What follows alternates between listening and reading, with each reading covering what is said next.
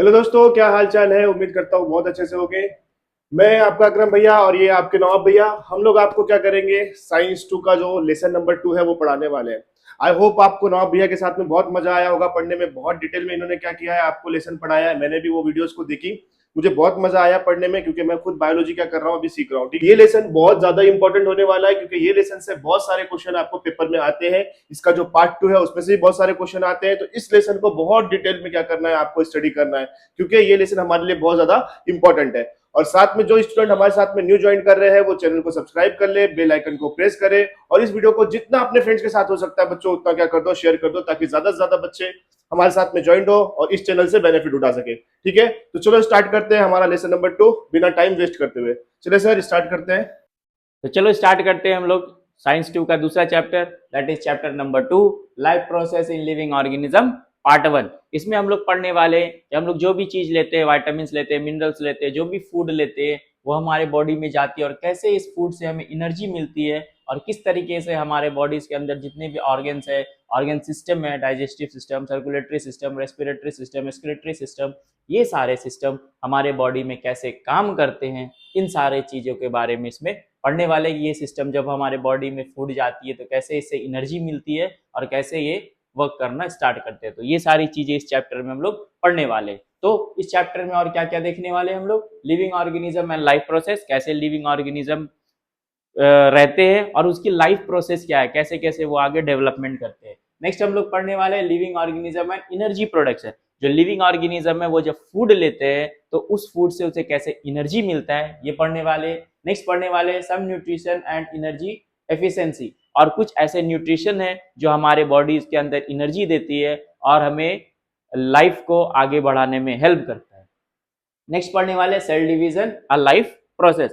अब क्या है, हमारे बॉडीज में बहुत सारे सेल्स हैं। अब ये सेल्स क्या करते हैं, बॉडीज में डिवाइड होते हैं ताकि हम लोग ग्रो कर पाए, और जो खराब सेल्स है, जो बॉर्न आउट सेल्स है, वो सेल्स हमारे बॉडी से बाहर हो जाए। तो ये सेल डिवीजन कैसे होता है, इसमें सब बहुत सारे प्रोसेस है, ये सारी चीजें हम लोग इस चैप्टर में पढ़ने वाले हैं। ठीक है, चलो बच्चों तो स्टार्ट करते हैं। पहला टॉपिक क्या है हमारा, living organism and life process. Living organism और इसकी लाइफ प्रोसेस क्या है, तो word to word, line by line तुम्हारी टेक्स्ट बुक से हम लोग पढ़ते हैं, आपके टेक्स्ट बुक से पढ़ते हैं word to word, line by line, और मैं चीजों को एक्सप्लेन करने की कोशिश करूंगा। आई होप आपको भी ये पढ़ने में इंजॉय आता हो। तो ऐसे ही डिटेल इंफॉर्मेशन के लिए आप क्या करें, हमारे चैनल को शेयर करें, लाइक करें, सब्सक्राइब करें और अपने फ्रेंड्स के साथ ये वीडियोस ज़्यादा से ज़्यादा शेयर करें, व्यूज़ करें, ताकि उन्हें भी इंफॉर्मेशन डिटेल में मिल सके, ताकि आने वाले पेपर में आपको कोई भी तरीके की परेशानी ना हो। तो स्टार्ट करते हैं।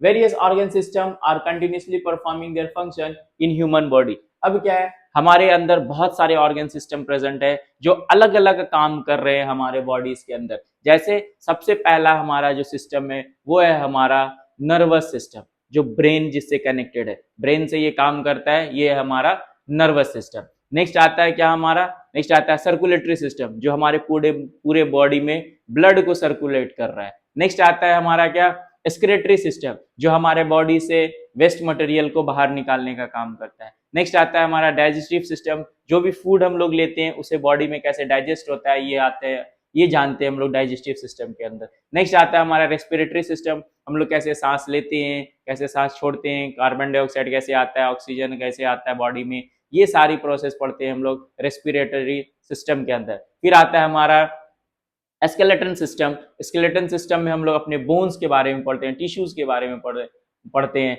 नेक्स्ट आता है हमारा फिर मस्कुलेटरी सिस्टम, जिसमें हम लोग मसल्स के बारे में पढ़ते हैं। तो जितनी भी टाइप की सिस्टम हमारे बॉडीज में ऑर्गन सिस्टम प्रेजेंट है, इन सारे ऑर्गन सिस्टम हमारे बॉडीज में अलग अलग काम करते हैं। ठीक है, फिर आता है along with the various system like digestive system, जैसे मैंने आपको बताया सबसे स्टार्टिंग में क्या आया यहाँ पे, डाइजेस्टिव सिस्टम। ये सिस्टम ऐसा है, जो भी हम लोग फूड इनटेक करते हैं हमारे बॉडी में, ये बॉडी में फूड जाने के बाद कैसे फूड छोटे छोटे पार्ट्स में डिस्ट्रीब्यूट होता है, कैसे उससे हमें एनर्जी मिलती है, ये सारी इंफॉर्मेशन हमें मिलती है डाइजेस्टिव सिस्टम के अंदर। फिर आता है रेस्पिरेटरी सिस्टम। रेस्पिरेटरी सिस्टम ये बताता है कि हम लोग जब ऑक्सीजन लेते हैं, कार्बन डाइऑक्साइड छोड़ते हैं, तो ये एक्सचेंज ऑफ गैसेस हमारे लंग्स में कैसे होता है, कहाँ पे होता है, क्यों होता है, हमारे ब्लड में कैसे कार्बन ऑक्सीजन कंबाइन करता है ब्लड के साथ। तो ये सारी चीजें हम लोग जानते हैं रेस्पिरेटरी सिस्टम के अंदर। फिर आता है सर्कुलेटरी सिस्टम। सर्कुलेटरी सिस्टम में हम लोग ये जानते हैं कि हमारे बॉडीज में जो ब्लड है वो कैसे बॉडी से हार्ट में जाती है, हार्ट से फिर लंग्स में जाती है और लंग्स से फिर हार्ट में वापस आती है और फिर हार्ट से पूरे बॉडीज में कैसे डिस्ट्रीब्यूट होती है। ऑक्सीजनेटेड ब्लड क्या है, डीऑक्सीजनेटेड ब्लड क्या है, ये सारी चीजें हम लोग जानते हैं सर्कुलेटरी सिस्टम के अंदर। फिर आता है एक्सक्रीटरी सिस्टम। एक्सक्रीटरी सिस्टम क्या है? ये एक ऐसा सिस्टम है जो हमें बताता है कि जो बॉडीज के अंदर हम लोग फूड ले रहे हैं उसके बाद जो वेस्टेज बॉडी से बाहर निकल रहा है वो वेस्टेज कैसे आता है, कहाँ से आता है, क्या प्रोसेस होती है उस वेस्टेज की, ये सारी चीजें हम लोग जानते हैं एक्सक्रीटरी सिस्टम के अंदर। फिर आता है कंट्रोल सिस्टम। कंट्रोल सिस्टम हो गया हमारा नर्वस सिस्टम, न्यूरॉन सिस्टम, जो हमारे ब्रेन की पार्ट है, जो ये बताता है कि हमारा ब्रेन पूरे बॉडीज को, पूरे सिस्टम को कैसे कंट्रोल करता है और ये ब्रेन को कौन कंट्रोल करता है, ये सारी चीजें हम लोग जानते हैं कंट्रोल सिस्टम के अंदर। नेक्स्ट आता है different external and internal organ are performing their function independently but through a complete coordination. अब सारे सिस्टम क्या है, अपने अपने काम कर रहे हैं और ये सारे काम क्या कर रहे हैं, एक दूसरे के साथ कोऑर्डिनेट करके कर रहे हैं। ठीक है, कैसे कर रहे हैं? कोऑर्डिनेट, मतलब डाइजेस्टिव सिस्टम सर्कुलेटरी से रिलेटेड है, सर्कुलेटरी सिस्टम रेस्पिरेटरी से रिलेटेड है, रेस्पिरेटरी डाइजेस्टिव से रिलेटेड है। ये सारे जितने सिस्टम है सब एक दूसरे के साथ क्या है, रिलेटेड वे में प्रेजेंट है। फिर आता है next, this overall system is in action in more or less same way in all organism. सारे ऑर्गेनिज्म, जितने लिविंग ऑर्गेनिज्म होते हैं, इन सारे लिविंग ऑर्गेनिज्म में मोर और लेस ये सारे सिस्टम एक जैसे ही काम करते हैं, कोई डिफरेंस नहीं होता है इन सिस्टम में। Those are in need of continuous source of energy for this purpose। अब ये क्या, ये सारे सिस्टम क्या प्रोवाइड करते हैं? कंटिन्यूस सोर्स ऑफ एनर्जी देते हैं, मतलब वो सिस्टम काम करते हैं बॉडी में और लिविंग ऑर्गेनिज्म को एनर्जी देने का काम करते हैं। नेक्स्ट आता है फिर carbohydrate, fats, lipids are the main source of this energy. अब जो बॉडी में हम लोग कुछ लेते हैं या फिर ये जो सिस्टम काम करता है, इन सिस्टम को काम करने के लिए एनर्जी कहाँ से मिलता है? तो इन सारे सिस्टम को काम करने की एनर्जी मिलती है कार्बोहाइड्रेट से, फैट से, लिपिड से। कार्बोहाइड्रेट क्या होता है? जो भी हम लोग खाते हैं बॉडी में, जैसे फॉर एग्जांपल हमने राइस लिया या फिर हमने पोटैटो खाया या फिर हमने मेज खाया, इन सारे से क्या मिलती है हमें? कार्बोहाइड्रेट मिलती है। और carbohydrate is the biggest source of energy of our body. सबसे बड़ा सोर्स है एनर्जी का कार्बोहाइड्रेट। तो ये कार्बोहाइड्रेट जब हम लोग लेते हैं, फैट्स लेते हैं, लिपिड लेते हैं, ये सारा क्या है? मेन सोर्स है एनर्जी का, जो हमारे बॉडी में एनर्जी प्रोवाइड करता है। And it is harvested by the mitochondria present in each cell. अब हर एक सेल के अंदर क्या प्रेजेंट होता है? एक ऑर्गेनल होता है जिसका नाम है माइटोकॉन्ड्रिया। और आप लोगों ने क्लास 8 में पढ़ा होगा, what is mitochondria? What is mitochondria? Mitochondria is the powerhouse of the cell. What is mitochondria? Powerhouse of the cell। ये एक ऐसा सेल ऑर्गेनल है जो पूरी सेल को पावर देता है फंक्शन करने के लिए, पूरी सेल को एनर्जी देता है काम करने के लिए। तो ये जितने भी फूड के सोर्सेस है, कार्बोहाइड्रेट, लिपिड, प्रोटीन, फैट्स, ये सारा क्या करता है? कार्बोहाइड्रेट अपने अंदर एब्जॉर्ब करके रखता है और धीरे धीरे सेल को देता है ताकि सेल अच्छे से काम कर पाए। फिर आता है next, it is not like that only food stuff is sufficient for the energy production but oxygen is also necessary। ऐसा नहीं है कि हमने खाना खा लिया और वो एनर्जी हमें मिल जाएगी, नहीं, खाने के साथ हमें क्या चाहिए? ऑक्सीजन भी चाहिए। वो ऑक्सीजन क्या करता है? इस फूड के साथ कंबाइन करता है और हमें एनर्जी प्रोवाइड करता है। All these, that is food stuff and oxygen, are transported up to the cell via circulatory system. अभी क्या बताया मैंने? सर्कुलेटरी सिस्टम का काम क्या है? सारी एनर्जीज को, ब्लड को एक जगह से दूसरे जगह ट्रांसपोर्ट करना। अभी कैसे ट्रांसपोर्ट करता है? तो जो भी हम लोग खाते हैं ये क्या होता है? हमारे बॉडीज में धीरे धीरे डिसॉल्व होता है और डिसॉल्व होकर ब्लड में मिक्स हो जाता है। फिर वो ब्लड क्या होती है? पूरी बॉडी में थ्रू हार्ट ट्रेवल करती है और हमारे पूरी बॉडीज में एनर्जी पहुंच जाती है। Beside, it is coordinated by control system of the body, that is each life process contribute to its own way of process of energy production। अब क्या होता है? ये सारा काम कैसे होता है हमारे बॉडी में? एक सिस्टम प्रेजेंट है जिसका नाम है कंट्रोल सिस्टम, नर्वस सिस्टम। ये कंट्रोल सिस्टम भी क्या करता है? हमें एनर्जी प्रोडक्शन को एक जगह से दूसरे जगह ट्रैवल करने में हेल्प करता है और अलग अलग प्रोसेस से हर एक life, each life process contribute to its own way in the process of energy production. हर एक लाइफ, हर एक लिविंग ऑर्गेनिज्म अपने अपने अलग अलग तरीके से अलग अलग वे से कंट्रीब्यूट करता है ताकि उसकी लाइफ आगे अच्छे से चल पाए। Next, human and other animals consume the fruits and vegetables. अब क्या है, इंसान और अदर जानवर क्या करते हैं, वेजिटेबल्स लेते हैं, फ्रूट्स लेते हैं। Plants are autotrophs. अब ये जो एनिमल्स और ह्यूमन बींग्स है ये फ्रूट्स खाते हैं या फिर वेजिटेबल्स खाते हैं। क्यों खाते हैं, क्योंकि इससे क्या मिलती है, एनर्जी मिलती है, इसलिए ये खाते हैं हम लोग। लेकिन प्लांट्स क्या करते हैं, प्लांट्स तो वेजिटेबल नहीं खा सकता है, प्लांट्स तो फ्रूट्स नहीं खा सकता है। तो प्लांट्स क्या होते हैं, प्लांट्स आर ऑटोट्रॉप्स। ऑटोट्रॉप्स मतलब वैसा लिविंग ऑर्गेनिज्म जो अपना खाना खुद से बना सके। क्या कर सके, अपना खाना खुद से बना सके, उसको बोलते हैं autotroph. Autotroph are the living organism that makes their own food. क्या करता है, वो अपना खाना खुद से बनाता है, उसको बोलते हैं ऑटोट्रॉप। तो प्लांट क्या करता है, अपना खाना खुद प्रिपेयर करता है थ्रू प्रोसेस ऑफ फोटोसिंथेसिस, इसलिए इसे बोलते हैं autotrophs. They prepare their own food. क्या करता है, वो अपना खाना खुद से बनाता है। They utilize some of the food for themselves whereas remaining is stored in various plant like fruits, leaves, stem, root etc. अब ये जो खाना बनाता है, ये खाना इतने अमाउंट में बना लेता है कि पहले तो ये खुद खाता है और उसके बाद जो बच जाता है उसका खाना, उसको किस फॉर्म में ट्रांसफर कर देता है, ये फ्रूट्स में कर देता है, लीव्स में कर देता है, स्टेम में कर देता है, रूट में कर देता है। ये सारे को फूड के फॉर्म में स्टोर करता है। कैसे, जैसे हम लोग फ्रूट्स जो भी खाते हैं वो क्या है, पेड़ का बनाया हुआ एक फूड है, वो हम लोग खाते हैं। दूसरा आता है लीव्स। अब लीव्स क्या है, बहुत सारे लोग हैं क्या लीव्स खाते हैं, जैसे हम लोग कोरिएंडर लीफ खाते हैं या फिर पुदीना के लीफ खाते हैं। ये लीव्स क्या है, हमारा फूड है, जो कि प्लांट क्या करता है उसके अंदर स्टोर करके रख देता है। फिर आता है स्टेम। स्टेम हम लोग खाते हैं, कैरेट खाते हैं हम लोग, बीटरूट खाते हैं हम लोग, ये सब क्या है, ये सब स्टेम है ना, मॉडिफिकेशन ऑफ स्टेम है। और ये स्टेम क्या है, रूट के फॉर्म में फूड बना के प्लांट एब्जॉर्ब करके स्टोर करके रख देता है। फिर आता है हमारा स्टेम्स। स्टेम्स में क्या है, स्टेम्स में भी बहुत सारे ऐसे पेड़ है जिसके हम लोग स्टेम्स खाते हैं। जैसे फॉर एग्जांपल लीफ और स्टेम दोनों हम लोग किसके खाते हैं, स्पिनिच के, साग के, ठीक है। और नेक्स्ट हो गया, और भी बहुत सारे ऐसे प्लांट्स है जिसके स्टेम्स हम लोग खाते हैं। फॉर एग्जांपल शुगर केन हो गया, शुगर केन के क्या खाते हैं हम लोग, स्टेम्स खाते हैं। ये स्टेम्स में क्या रहता है, फूड स्टोर रहता है। फिर आता है we consume all this various plant material and obtain different nutrition like carbohydrate, fats, protein, vitamins and minerals. अब ये जो प्लांट है इसके अलग अलग पार्ट्स को खा के हम लोग क्या करते हैं, अपने अंदर एनर्जी डेवलप करते हैं। और इस एनर्जी में क्या क्या डेवलप करते हैं, तो इस एनर्जी में डेवलप करते हैं carbohydrate, fats, protein, vitamins and minerals. ये सारे एनर्जी हम लोग अपने अंदर डेवलप करते हैं, ठीक है। फिर आता है which food material do we consume to obtain this nutrition. अभी क्वेश्चन पूछा गया है, क्या क्वेश्चन है कि which food material do we consume to obtain this energy. हमें कौन सा ऐसा फूड लेना चाहिए जिसे हमें ये सारी एनर्जी प्रोवाइड हो जाए, carbohydrate, vitamins, minerals, protein, fats, ये सारे एनर्जी हमें मिल जाए। तो क्या है, we obtain the carbohydrate from milk, fruit, jaggery, sugar cane, vegetables, potato, sweet potato, sweeteners and cereals like wheat, maize, ragi, jawar, millet, rice etc.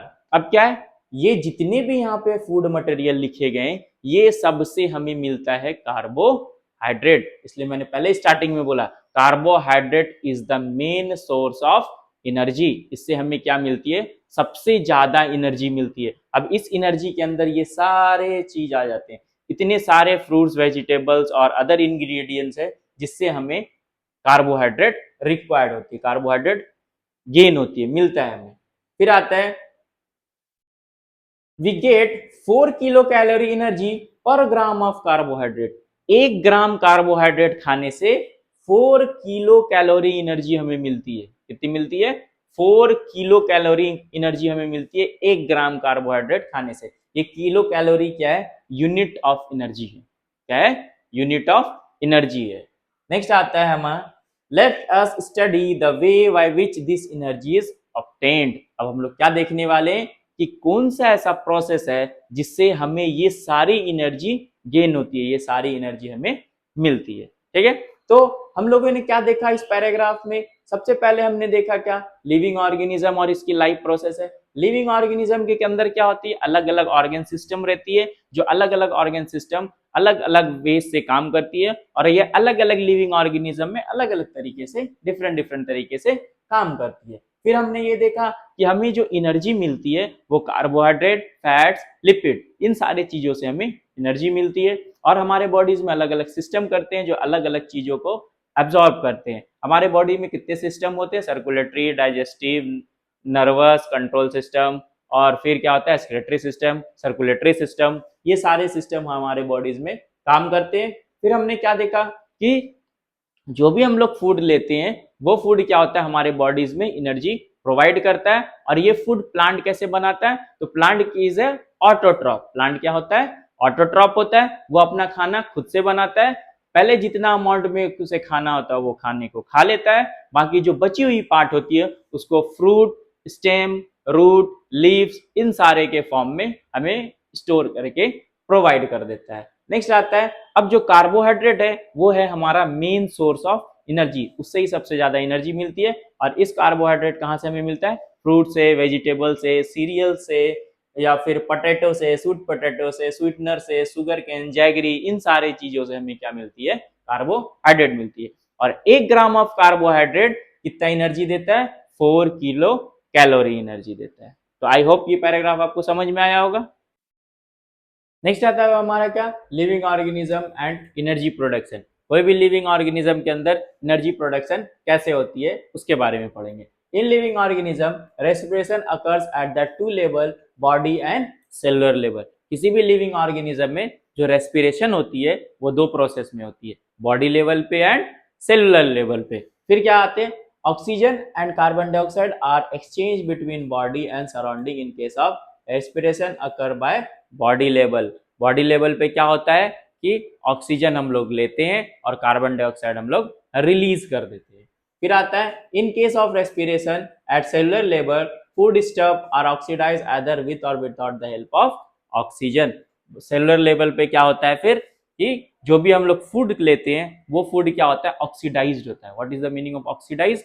Oxidise मतलब होता है वो ऑक्सीजन के साथ कंबाइन करके धीरे धीरे छोटे छोटे फॉर्म में ब्रेक डाउन हो जाता है। ठीक है, combination of oxygen, gain of oxygen is called oxidized. वो ऑक्सीजन की मदद से फूड छोटे छोटे पार्ट्स में ब्रेक डाउन होते हैं और उससे हमें क्या मिलता है, एनर्जी मिलता है। अब क्या होता है, कुछ ऐसे फूड होते हैं जिसको ऑक्सीजन चाहिए होता है, कुछ ऐसे होते हैं जिसको नहीं चाहिए होता है, इसलिए लिखा है ऑक्सीडाइज विथ और without the help of oxygen. ठीक है, आगे क्या है हमारा, carbohydrates of the food that we consume every day are mainly utilized for the production of energy required for daily needs. अब जो कार्बोहाइड्रेट है वो कार्बोहाइड्रेट क्या करता है, हमें डेली नीड्स के एनर्जी के लिए एनर्जी प्रोवाइड करता है। ठीक है, डेली नीड्स की एनर्जी को क्या करता है, वे प्रोवाइड करता है। ये क्या करता है, कार्बोहाइड्रेट फूड को कंज्यूम करता है और कंज्यूम करने के बाद वो हमें एनर्जी प्रोवाइड करता है। This energy is obtained in the form of ATP. ये एनर्जी हमें किस फॉर्म में मिलता है,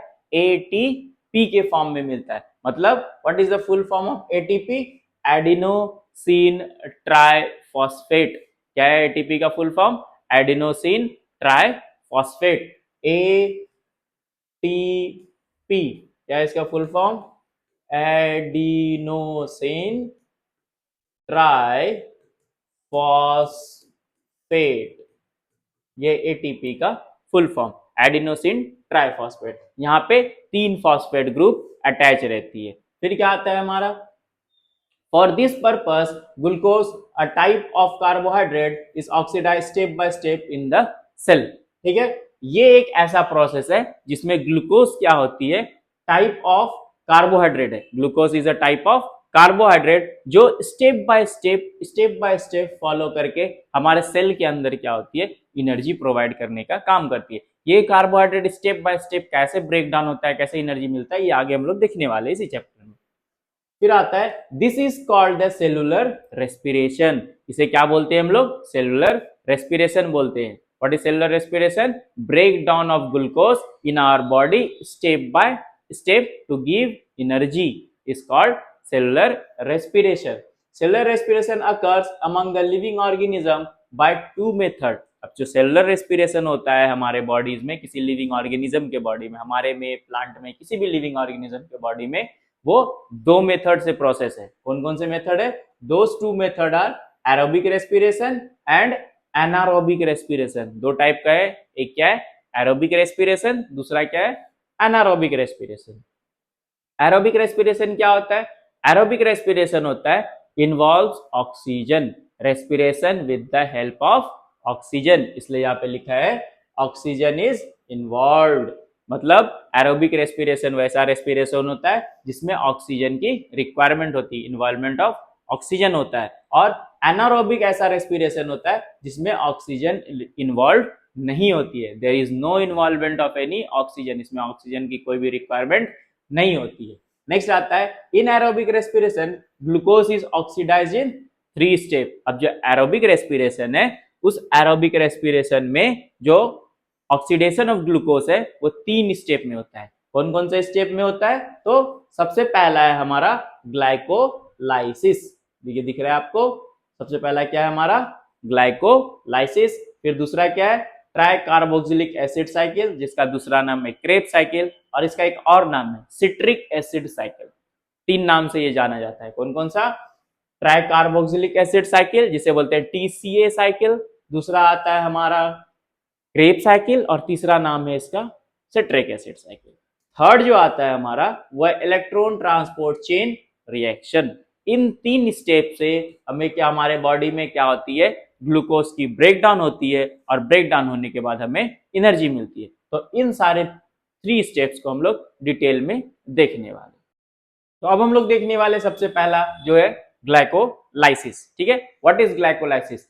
पहले वर्ड्स पे जाते हैं, वर्ड्स की क्या मीनिंग है। Glyco, glyco means glucose. क्या है? ग्लूकोज। ठीक है, glyco means glucose and lysis means breakdown. Lysis means break down. ठीक है, लाइसिस मीन्स ब्रेक डाउन। तो ग्लूकोज का ब्रेकडाउन होता है। यहाँ पे क्या होता है? ग्लूकोज का ब्रेकडाउन होता है, इसलिए इसे बोलते हैं glycolysis. Glyco means glucose and lysis means, जहां पे भी बायोलॉजी में या साइंस 2 में ये वर्ड है लाइसिस, लाइसिस का मतलब होता है ब्रेकडाउन। तो ग्लाइकोलाइसिस मतलब breakdown of glucose. Simple word से मीनिंग समझने में क्या है? Glycolysis, glycolysis means breakdown of glucose. तो ये ग्लूकोज का ब्रेकडाउन कैसे होता है वो देखते हैं। Process of glycolysis occurs in cytoplasm. जो प्रोसेस ऑफ ग्लाइकोलाइसिस है वो कहाँ होता है? साइटोप्लाज्म में। अभी साइटोप्लाज्म कहाँ होता है?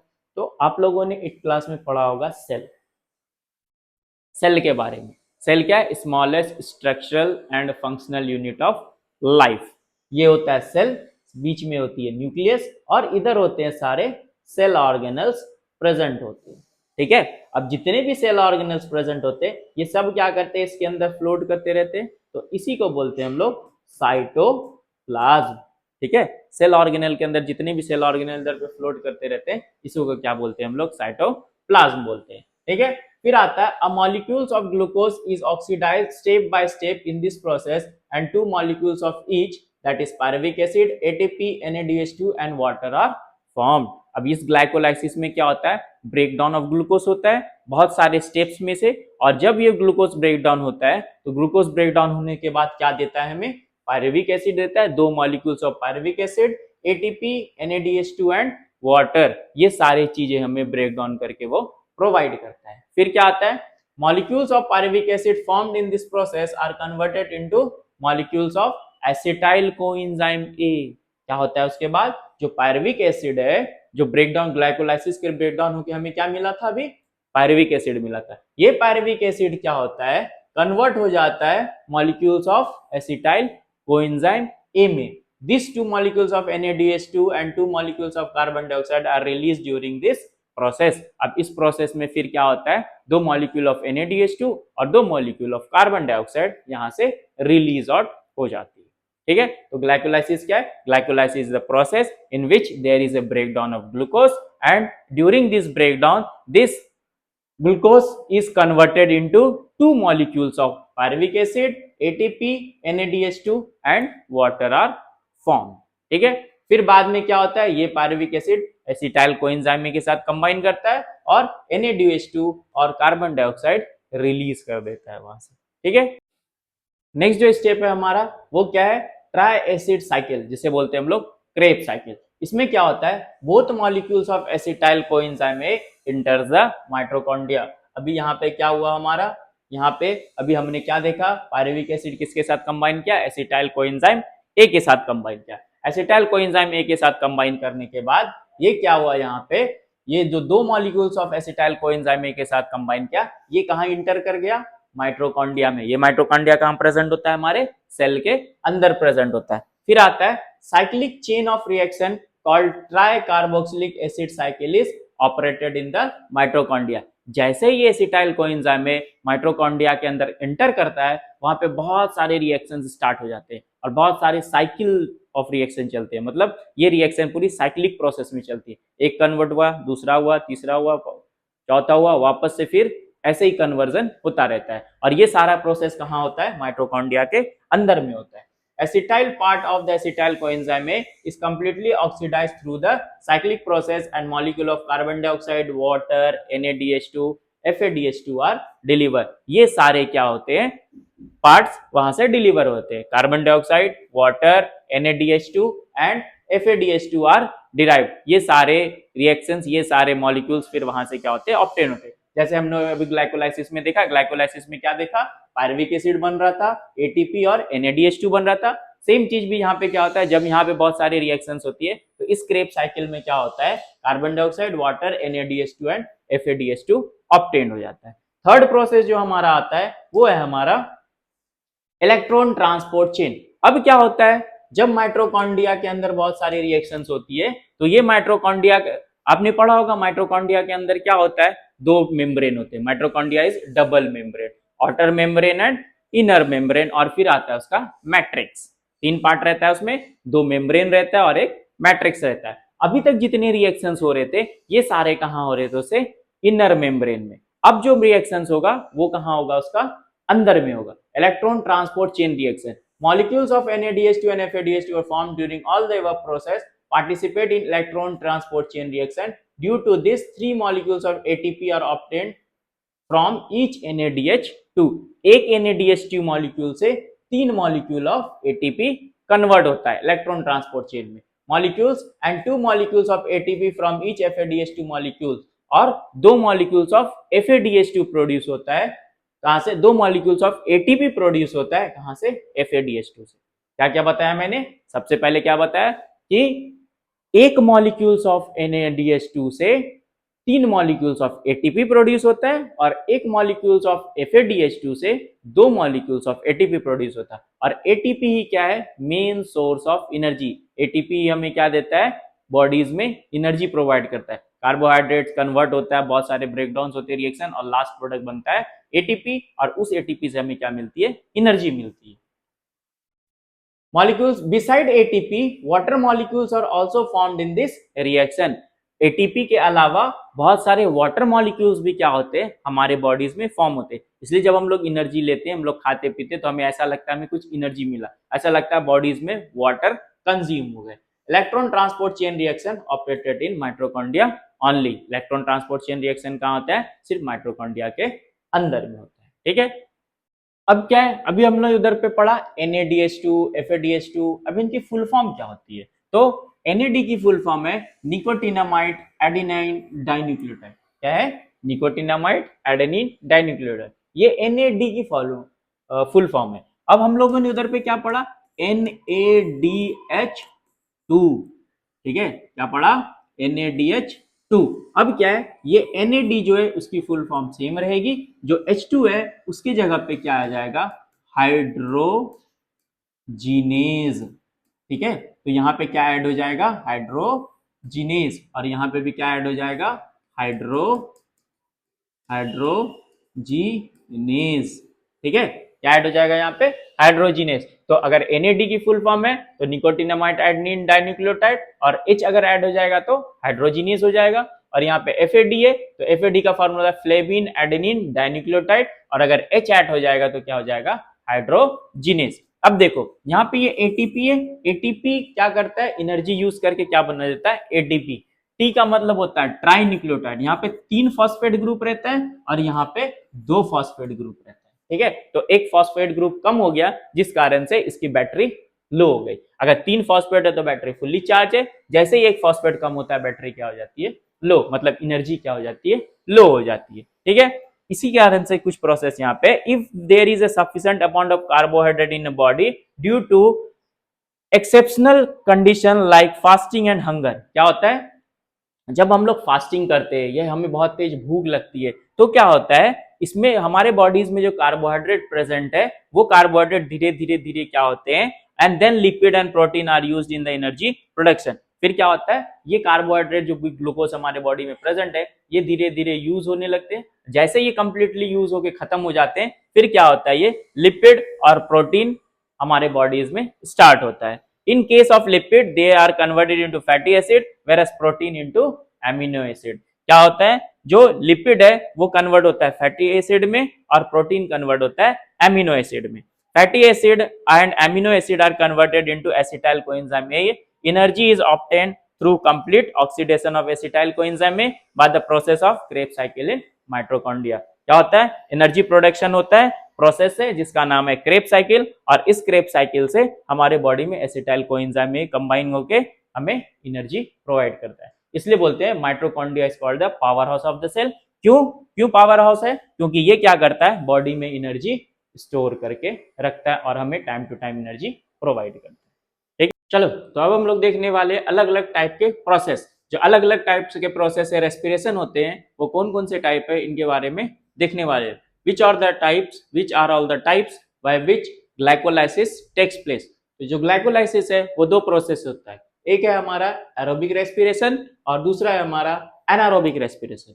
एरोबिक रेस्पिरेशन क्या होता है, aerobic respiration is a respiration, aerobic respiration is a respiration that occurs with help of oxygen.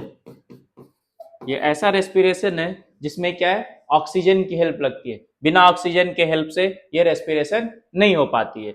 ये इधर पे एनारोबिक रेस्पिरेशन, एनारोबिक रेस्पिरेशन क्या है, ये ऐसा रेस्पिरेशन है, it is a respiration in which there is no presence of oxygen, no presence of oxygen, इसमें oxygen की प्रेजेंस नहीं होती है और इसमें ऑक्सीजन की प्रेजेंस होती है। O2 is present and in this O2 is not present. ठीक है, तो ये है हमारा aerobic and anaerobic respiration. Aerobic respiration में with the help of presence of oxygen glycolysis take place, and in anaerobic respiration there is no presence of oxygen, glycolysis takes place in the absence of oxygen. अब इसकी क्या क्या process है, तो जो process है हमारी breakdown of carbohydrates, protein and fats, process of energy production through aerobic respiration of carbohydrates, protein and fats. Carbohydrate, protein और फैट्स ये सारे कैसे ब्रेकडाउन होकर हमारे बॉडी में एनर्जी देते हैं उनके बारे में यहाँ पे डिटेल है। ये दोनों पेपर में इंपॉर्टेंट है, ये दोनों पेपर में 100% आता ही आता है, इसको अच्छे से पढ़ना है। क्या क्या है, सबसे पहले स्टार्ट करेंगे हम लोग लिपिड से। लिपिड क्या होता है, what is lipid, lipid is a material that we intake in a form of oil, oil and ghee, fats जो हम लोग लेते हैं वो सारा किसके अंदर आता है, लिपिड्स के अंदर आता है। लिपिड से कन्वर्ट होकर क्या बनता है, फैटी एसिड, फैटी एसिड से कन्वर्ट होकर क्या बनता है, एसिटाइल कोएंजाइम ए, एसिटाइल कोएंजाइम ए से क्रेब्स साइकिल, फिर carbon dioxide, water and energy. Next आता है हमारा कार्बोहाइड्रेट, कार्बोहाइड्रेट ब्रेकडाउन होकर क्या बनाता है, ग्लाइकोलाइसिस, ग्लाइकोलाइसिस प्रोसेस में जाती है। ग्लाइकोलाइसिस से क्या बनता है, पायरुविक एसिड, पायरुविक एसिड से एसिटाइल कोएंजाइम में Krebs cycle and carbon dioxide, water and energy. Next आता है हमारा प्रोटीन, प्रोटीन कन्वर्ट होता है एमिनो एसिड में, एमिनो एसिड फिर एसिटाइल कोएंजाइम में के साथ कंबाइन करती है, Krebs cycle, carbon dioxide, water and energy. तो ये जो पूरी प्रोसेस है हमारा, ये conversion of any product into energy. जैसे लिपिड, लिपिड कन्वर्ट होकर किसमें बन रहा है, कार्बन डाइऑक्साइड, वाटर और एनर्जी दे रहा है। कार्बोहाइड्रेट भी कंबाइन करके क्या बना रहा है, ब्रेकडाउन होकर क्या बना रहा है, carbohydrate, carbon dioxide, water and energy. Protein भी ब्रेकडाउन होकर क्या बना रहा है, carbon dioxide, water and energy. ठीक है, अब आते हैं नेक्स्ट हमारा एनारोबिक रेस्पिरेशन। अब इन सारे पूरे प्रोसेस को होने के लिए क्या चाहिए, हमें ऑक्सीजन चाहिए। अब इसमें आते हैं सबसे पहला है ग्लूकोज। ग्लूकोज ग्लाइकोलाइसिस करेगा, ग्लाइकोलाइसिस करके दो पार्ट में कन्वर्ट होगा, एक पायरुविक एसिड, एक मॉलिक्यूल का इधर, दूसरे मॉलिक्यूल का इधर पे, क्योंकि हमने क्या पढ़ा था ग्लाइकोलाइसिस में, एक molecule of glycolysis break down होकर दो मॉलिक्यूल ऑफ पायरुविक एसिड बनाता है। तो इधर पे दो मॉलिक्यूल ऑफ पायरुविक एसिड बना, ये मॉलिक्यूल ऑफ पायरुविक एसिड क्या करेगा, फर्मेंटेशन करेगा। फर्मेंटेशन क्या होता है, fermentation is a process in which there is a breakdown of food in absence of oxygen. Fermentation एक प्रोसेस है जिसमें किसी भी फूड इंग्रेडिएंट का ब्रेकडाउन होता है ऑक्सीजन के एब्सेंस में। फिर आता है हमारा नेक्स्ट ग्लाइकोलाइसिस, पायरुविक एसिड, फिर ये पायरुविक एसिड क्या करेगा, फ्रेगमेंटेशन, इससे कन्वर्ट होगा अल्कोहल, अल्कोहल से क्या बनेगा, ईस्ट। इधर पे लैक्टिक एसिड, लैक्टिक एसिड से क्या बनेगा, मसल्स सेल या इरेथ्रोसाइट्स। नेक्स्ट आता है इधर पे मिडिल पार्ट पे आते हैं ग्लाइकोलाइसिस, ग्लाइकोलाइसिस कन्वर्ट होता है पायरुविक एसिड में, पायरुविक एसिड फिर फर्मेंटेशन करेगा, फिर डिफरेंट अलग अलग प्रोडक्ट्स बनाएगा, लास्ट में वेरियस माइक्रोब्स का कन्वर्जन होगा, क्योंकि जब भी एनारोबिक रेस्पिरेशन होगा एंड प्रोडक्ट हमें माइक्रोब्स मिलेंगे। ये बहुत सारे अलग माइक्रोब्स है, यहाँ पे ईस्ट मिला है, यहाँ पे इरेथ्रोसाइट है, इरेथ्रोसाइट भी क्या है, एक माइक्रो सेल है। तो यहाँ पे जितने भी सारे सेल्स बनेंगे, जितने भी ऑर्गेनिज्म बनेंगे, सब माइक्रो बनेंगे, ठीक है। तो ये दो टेबल हमें अच्छे से याद रखनी है, ये दो टेबल पेपर में एज इट इज आता है, सिर्फ यहाँ पे जो लिखी है इसको ब्लैंक कर दिया जाएगा, आपको इसको फिल करना पड़ेगा, ठीक है। नेक्स्ट है हमारा energy from different food component. अलग अलग फूड कंपोनेंट से क्या हमें किस टाइप की अलग अलग एनर्जीज मिलती है उसके बारे में पढ़ेंगे। क्या है, excess of carbohydrate are store in the liver and muscle in the form of glycogen. जो एक्सेस ऑफ कार्बोहाइड्रेट है वो हमारे बॉडीज में, लीवर में और इधर पे मसल्स में स्टोर हो जाता है in a form of glycogen. Glycogen के फॉर्म में हमारे बॉडीज में एक्सेस कार्बोहाइड्रेट वहां पे जाके स्टोर हो जाता है। Proteins are the macromolecules formed by the bonding together many amino acid. Protein क्या है, मैंने पहले ही बताया था, protein is a chain of amino acid. बहुत सारे एमिनो एसिड कंबाइन करते हैं, कंबाइन करके क्या बनाते हैं, प्रोटीन बनाते हैं। फिर आता है protein are the macromolecules found by bonding together many amino acid. बहुत सारे एमिनो एसिड आपस में आके बॉन्ड बनाते हैं, कंबाइन करते हैं, और कंबाइन करने के बाद क्या बनाते हैं, प्रोटीन बनाते हैं। Protein of animal origin are called as first class protein. जो एनिमल ओरिजिन का प्रोटीन होता है उसे क्या बोलते हैं, फर्स्ट क्लास प्रोटीन बोला जाता है। We get 4 kilo calorie of energy per gram of protein. 1 gram of protein में हमें 4 किलो कैलोरी एनर्जी मिलता है। हमने फर्स्ट पेज पे पढ़ा था इस चैप्टर के, 1 molecules of glucose give 36 ATP and 4 kilo calorie energy. अगर आपको नहीं पता तो आप प्रीवियस आगे जाके, पीछे जाके फर्स्ट पेज पे आप देख सकते हैं ये चीजें। क्या है, एक मॉलिक्यूल जो 4 मॉलिक्यूल्स और 4 किलो कैलोरी ऑफ एनर्जी है वो 1 ग्राम प्रोटीन देता है। कितना, 1 ग्राम ऑफ प्रोटीन पर ग्राम, पर मतलब 1 ग्राम, 1 ग्राम प्रोटीन हमें 4 किलो कैलोरी एनर्जी देता है। Amino acid are obtained after digestion of protein. जब प्रोटीन की डाइजेशन होती है तब क्या बनता है हमारे बॉडी में, एमिनो एसिड बनते हैं। Those amino acids are absorbed in a body and transported up in each organ and cell via blood. अब ये जो हमने प्रोटीन खाया, फॉर एग्जांपल हमने एग खाया, एग खाने के बाद एग में क्या प्रेजेंट रहता है, प्रोटीन रहता है। हमने सोयाबीन खाया, सोयाबीन में क्या प्रेजेंट रहता है, प्रोटीन रहता है। ये जब हमारे बॉडी में जाता है वहां पे जाके ये प्रोटीन छोटे छोटे पार्ट्स में ब्रेक डाउन होता है, और इन जो छोटे छोटे पार्ट्स में ब्रेक डाउन होता है, इन छोटे पार्ट्स को ही बोलते हैं हम लोग एमिनो एसिड। और ये बॉडी में जाके क्या होता है, एमिनो एसिड होता है, मतलब प्रोटीन जाके डाइजेस्ट होता है, डाइजेस्ट होने के बाद क्या बनाता है, एमिनो एसिड बना देता है बॉडी में। Those amino acids are absorbed in the body and transport up to each organ and cell via blood. अब ये क्या होता है, हमारे बॉडी में जो एमिनो एसिड बने, ये एमिनो एसिड फिर different part of the body में ट्रैवल करता है। कैसे करता है, थ्रू ब्लड। ये एमिनो एसिड हमारे ब्लड में मिक्स होता है, और मिक्स होने के बाद बॉडी के अलग अलग पार्ट में ये जाके ट्रैवल करता है। फिर आता है from this amino acid organs and cell produce various protein necessary for themselves and the whole body. अब ये एमिनो एसिड क्या करता है, अलग अलग ऑर्गन्स के पास जाता है, और अलग अलग ऑर्गन के पास जाने के लिए अलग अलग प्रोटीन्स डेवलप करता है, और जिस ऑर्गन को जिस प्रोटीन की जरूरत होती है वो प्रोटीन अपने अंदर ऑर्गन डेवलप कर लेता है और सरवाइव करता है। फिर आगे आता है, those example are given in the following diagram. इस डायग्राम में अब हमें बताया गया है कि इस एमिनो एसिड, हमने जो प्रोटीन खाया, ठीक है, क्या खाया हमने, प्रोटीन खाया। प्रोटीन खाने के बाद वो प्रोटीन हमारे बॉडी में जाने के बाद क्या हुआ, डाइजेस्ट हुआ। धीरे धीरे डाइजेस्ट हुआ, डाइजेस्ट होने के बाद किस में कन्वर्ट हुआ, एमिनो एसिड में। अब ये एमिनो एसिड क्या हुआ, हमारे ब्लड में मिक्स हुआ, ब्लड में मिक्स होने के बाद बॉडी के डिफरेंट पार्ट पे चला गया, डिफरेंट ऑर्गेन, बोन्स, मसल्स, अलग अलग जगह पे चला गया।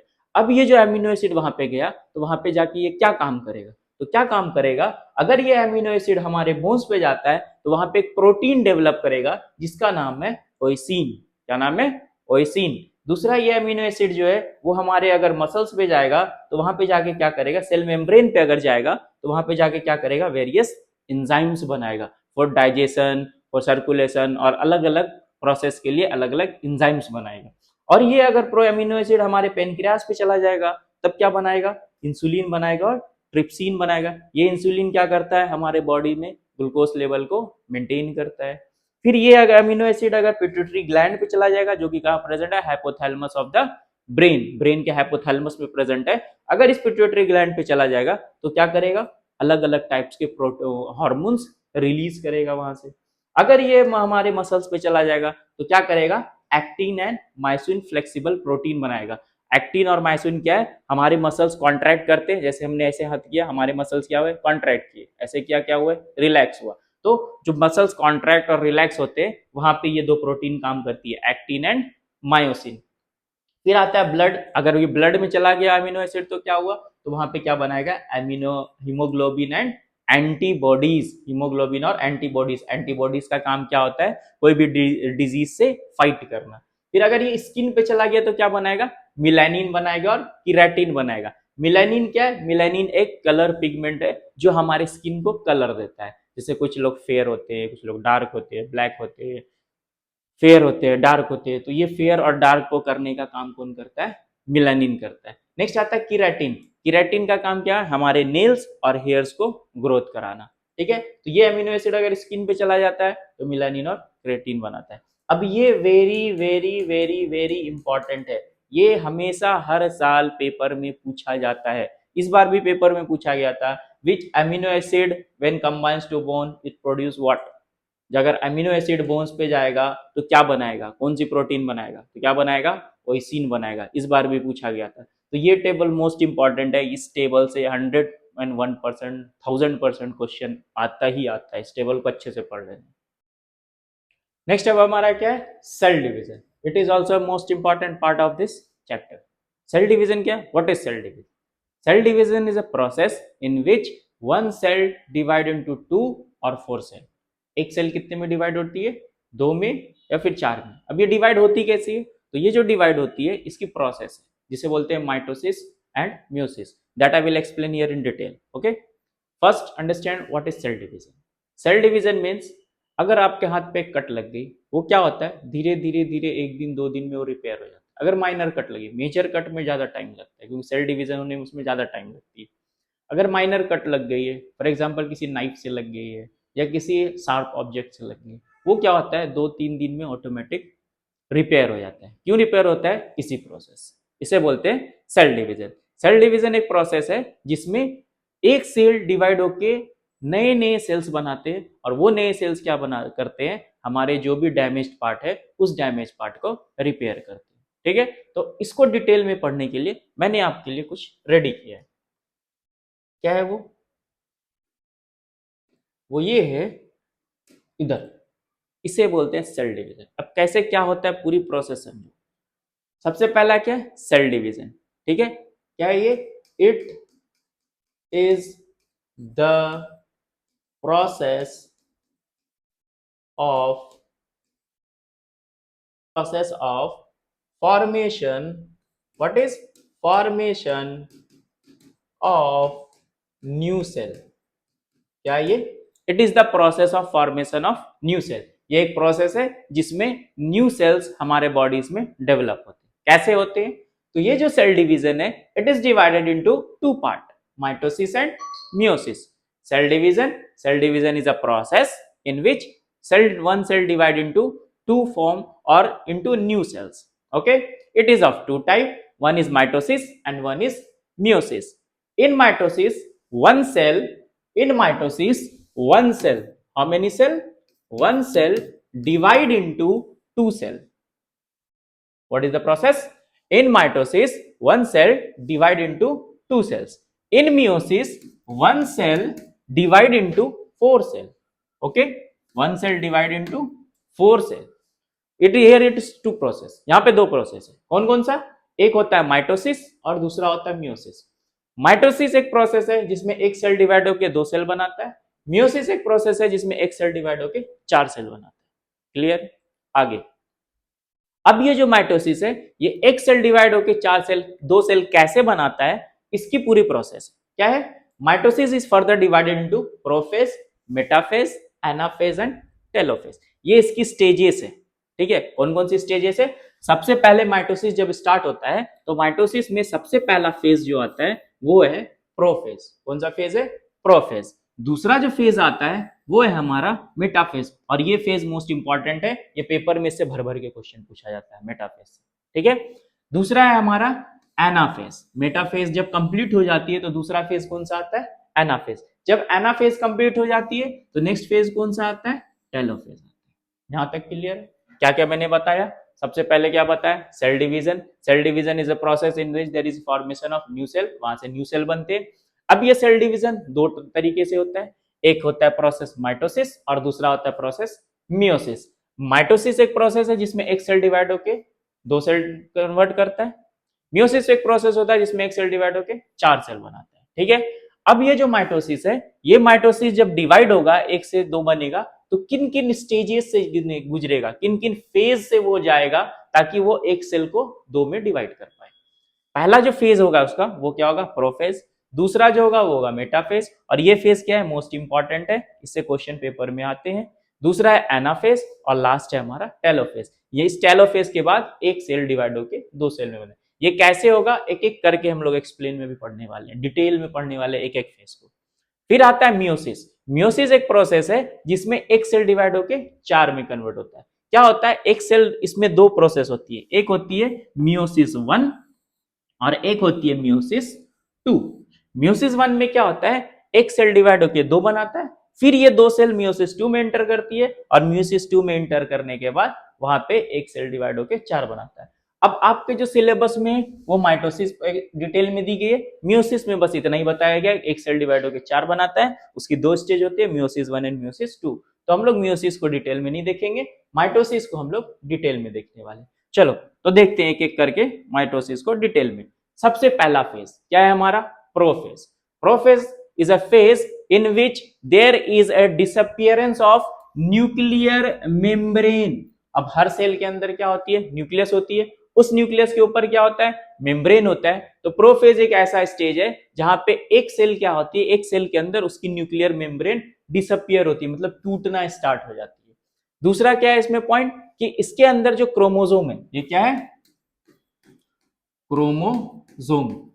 ये जो क्रोमोसोम है ये क्या रहता है? उलझा हुआ रहता है, अनक्वाइल्ड रहता है. ठीक है, वहां पे ये क्वाइल्ड रहता है, वहां पे ये अनक्वाइल्ड होता है, मतलब उलझे हुए धागे के जैसे रहता है. वहां पे ये जाके धीरे धीरे धीरे वापस उससे बाहर निकलता है, स्ट्रेट बनता है. ठीक है, तो प्रोफेज एक ऐसा स्टेज है जहां पे क्या होती है? न्यूक्लियर मेम्ब्रेन डिसअपियर होती है और क्रोमोसोम अनक्वाइल्ड होता है. ठीक है, क्या क्या प्रोसेस है? Prophase is a stage in which nuclear membrane disappear and chromosome get uncoiled. ठीक है, ये प्रोसेस है. फिर जब ये प्रोसेस कंप्लीट हो जाती है, और दूसरा क्या है यहाँ पे? एक दो और चीज होती है जिसको बोलते हैं सेंट्रियोल. क्या बोलते हैं? सेंट्रियोल. ये एक सेंट्रियोल क्या होता है? इसको बोलते हैं सेंट्रियोल. ठीक है, इसको सेंट्रियोल बोलते हैं. ये सेंट्रियोल क्या होता है? एक सेंट्रियोल डिवाइड होता है दो में. एक सेंट्रियोल क्या होता है? दो में डिवाइड होता है. ठीक है, और ये दोनों सेंट्रियोल पोल्स की तरफ जाना स्टार्ट कर देता है. कहां जाना स्टार्ट करता है? पोल्स. इसको बोलते हैं पोल्स. ये नॉर्थ, ये साउथ, इसको पोल्स बोलते हैं. ठीक है, तो एक सेंट्रियोल डिवाइड होता है दो में और दो पोल्स की तरफ जाना स्टार्ट कर देता है. ठीक है, नेक्स्ट जो फेज आता है हमारा वो होता है फिर मेटाफेज. अब ये जो सेंट्रियोल था ये दोनों पोल्स पे आ गया. ये भी क्या है हमारा? सेंट्रियोल है. ये सेंट्रियोल क्या हुआ? दोनों अलग अलग पोल्स पे चले गए. वहां पे जाने के बाद ये क्या करते हैं? एक रेज देते हैं, स्ट्रिंग लाइक अपीयरेंस देते हैं, जिसका नाम है स्पिंडल फाइबर. क्या नाम है उसका? Spindle fibre. ये एक जो धागे जैसा, रेसे जैसा ऑब्जेक्ट देते हैं उसे बोलते हैं स्पिंडल फाइबर. और ये स्पिंडल फाइबर क्या करते हैं, यहाँ पे जो क्रोमोसोम पहले वाले फेज में क्रोमोसोम क्या हुए थे, अनकॉइल्ड हुए थे, वही क्रोमोसोम यहाँ पे आके इक्वेटर पे अरेंज होते हैं। इस पार्ट को क्या बोलते हैं हम लोग, इक्वेटर बोलते हैं। ये सारे क्रोमोसोम इक्वेटर पे आके अरेंज हो जाते हैं और जो स्पिंडल फाइबर है उस क्रोमोसोम से अटैच हो जाते हैं। ठीक है, ये सेकेंड फेज, मेटाफेज। क्या क्या है इसमें, chromosome is arranged at the equator, centriole gives spindle fiber and this spindle fiber gets attached to chromosome। ठीक है, जब ये स्टेज पूरी कंप्लीट हो जाती है, सेंट्रियोल जब स्पिंडल फाइबर दे देता है, क्रोमोसोम से अटैच हो जाता है, सारे क्रोमोसोम इक्वेटर पे अरेंज हो जाते हैं, जब ये प्रोसेस कंप्लीट हो जाती है तब जो नेक्स्ट प्रोसेस आती है वो है हमारी एनाफेज। एनाफेज में क्या होता है, ये स्पिंडल फाइबर दो क्रोमोसोम ऐसे अटैच रहते हैं, दोनों क्रोमोसोम को क्या करता है, ये अलग कर देता है। ठीक है, फॉर एग्जाम्पल क्या है, हमारे पास दो क्रोमोसोम है, ये दोनों क्रोमोसोम ऐसे अटैच रहते हैं। ठीक है, इधर से स्पिंडल फाइबर आता है और स्पिंडल फाइबर आके ये दोनों क्रोमोसोम को क्या कर देता है, अलग कर देता है। ठीक है, तो ये दोनों क्रोमोसोम यहां से क्या हो गए, अलग हो गए।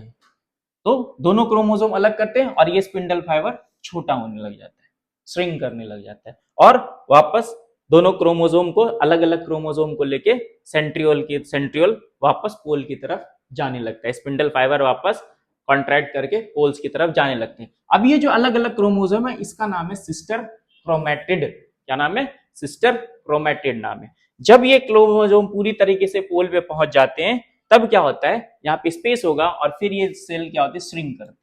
श्रिंक करने के बाद वापस से इसके अंदर सारे सेल ऑर्गेनल्स डेवलप हो जाते हैं, न्यूक्लियर मेम्ब्रेन आ जाती है, सेल मेम्ब्रेन आ जाते हैं, क्रोमोसोम जो अनक्वाइल्ड थे वापस से क्वाइल्ड हो जाते हैं और क्वाइल्ड होने के बाद यहाँ पे दोनों स्टेज अलग अलग होती है और ये दो आपस में ब्रेक होके क्या बनाते हैं, दो न्यू सेल्स में डेवलप।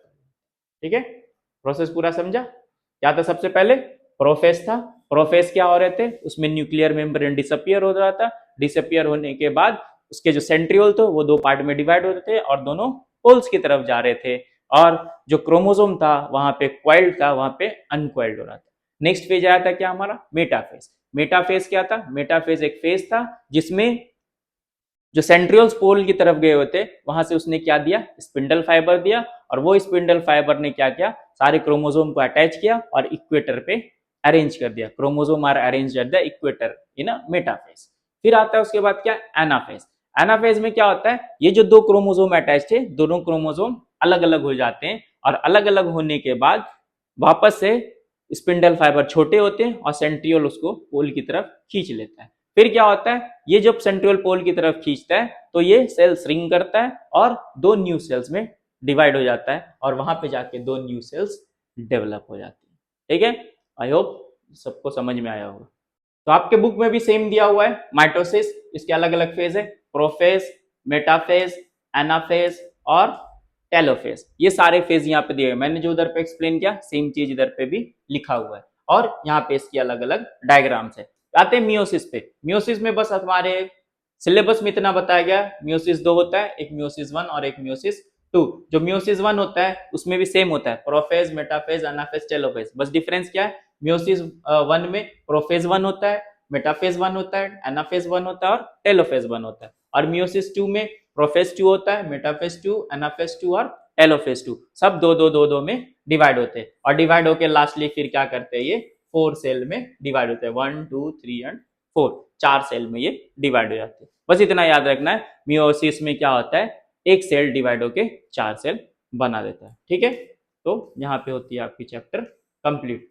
थैंक्स फॉर वॉचिंग और ये वीडियोस अपने फ्रेंड्स के साथ शेयर करो और हमारे चैनल को लाइक करो, शेयर करो, सब्सक्राइब करो और अगर नहीं जुड़े हो तो उसे बेल आइकन को भी प्रेस करें और ज़्यादा से ज़्यादा इसे शेयर करें। Thank you for watching.